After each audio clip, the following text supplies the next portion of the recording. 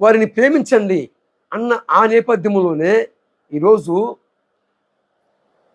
క్రైస్తవులుగా దేవుని ప్రజలుగా ఉన్న దేవుని ప్రజలమి అయిన మనమందరము కూడా పరస్పర ప్రేమతో ఫస్ట్ ఆఫ్ ఆల్ చేయాల్సింది ఏంటంటే, ఈరోజు పరిశుద్ధ గ్రంథమైన బైబిల్ చెబుతూ ఉన్నారు.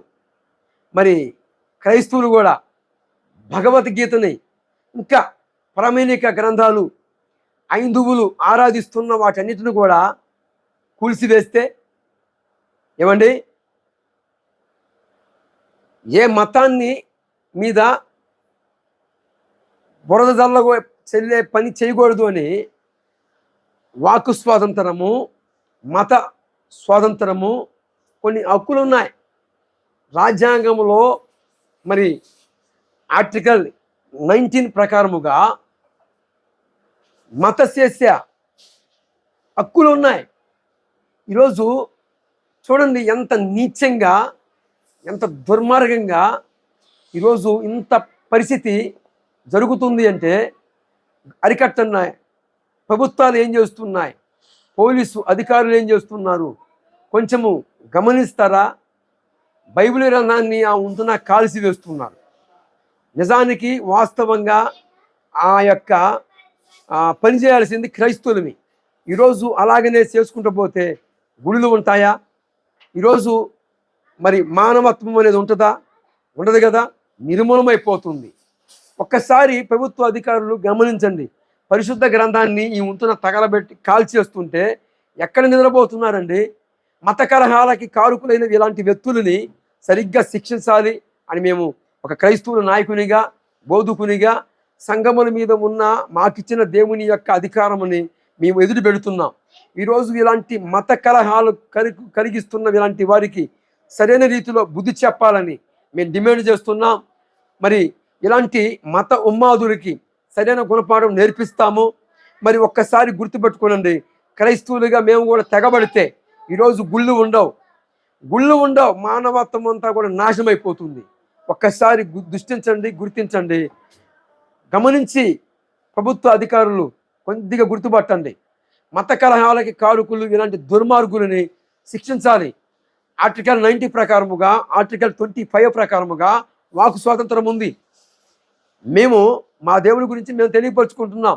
మీకు సేవ ఉంటే, మీకు చేతనైతే, మీకు ఏదైనా తెలిస్తే మీరు ప్రకటించుకోండి. మతము అంటానికి అభిప్రాయము తెలుగు నిఘంటువు ఇచ్చిన సాక్ష్యము.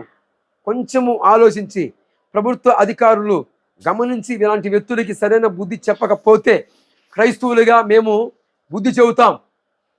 ఎలాగ బుద్ధి చెప్పాలో మాకు తెలుసు. ఈరోజు ఖురాన్ చంపండి, ఖురాన్ చంపితే ముస్లింలు అలాగ ఒప్పుకునే వాళ్ళైనా నిలువున సజీవ దహనం చేసేవాళ్ళు, నరికి వేసేవాళ్ళు. ఎందుకు మీరు పరిశుద్ధ గ్రంథాన్ని, కొత్త నిబంధనని కాల్చివేశారు అంటే క్రైస్తవులుగా సేవ తెచ్చిన వాళ్ళమా అనే ప్రభుత్వ అధికారులకి తెలియపరుస్తున్నాం.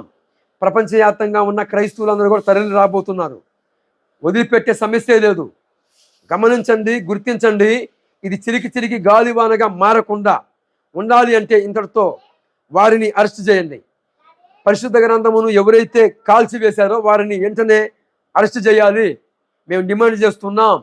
అరెస్ట్ చేయకపోతే మేము కూడా తెగబడాల్సి వచ్చింది. అలాగ తెగబడితే క్రైస్తవులుగా మానవత్వం అనేది అంతరించిపోయిద్ది. మానవ ఆత్మ అనేది అంతరించిపోవకుండా ఉండాలి అంటే వారు ఎవరైతే పరిశుద్ధ గ్రంథాన్ని, బైబిల్ని కాల్చివేశారో వాళ్ళకి బుద్ధి చెప్పాలని, వారిని అరెస్ట్ చేయాలని మేము క్రైస్తవులుగా, దేవుని బిడ్డగా, దేవుని దాసునిగా, దేవుని సేవకునిగా మేము డిమాండ్ చేస్తున్నాం. ఇలాంటి మత ఉన్మాదము నశించిపోవాలి. ఇలాంటి మత ఉన్మాద శక్తులని అరికట్టాలి. మీకు మేము మనస్ఫూర్తిగా ప్రభుత్వంలో ఉన్న అధికారులకి మేము తెలియపరుస్తున్నాం. మరి మా యొక్క మన ఆలకిస్తారని, వారిని అరెస్ట్ చేస్తారని ఈ మాటలంతటితో ముగిస్తున్నాను. జై భారత్, జై హింద్. భారతదేశం నా మాతృభూమి. భారతదేశంలో ఉన్న ప్రజలందరూ కూడా మేమందరినీ సహోదరులనే భావనతో ఉన్నాం. క్రైస్తవులుగా ఉన్న మమ్మల్ని రెచ్చగొట్టవద్దు. మేము కూడా తెగబడితే ఈరోజు ప్రపంచవ్యాప్తంగా ఉన్న దేశములన్నీ కూడా ఏమవుతాయో ఒక్కసారి గుర్తుపట్టండి.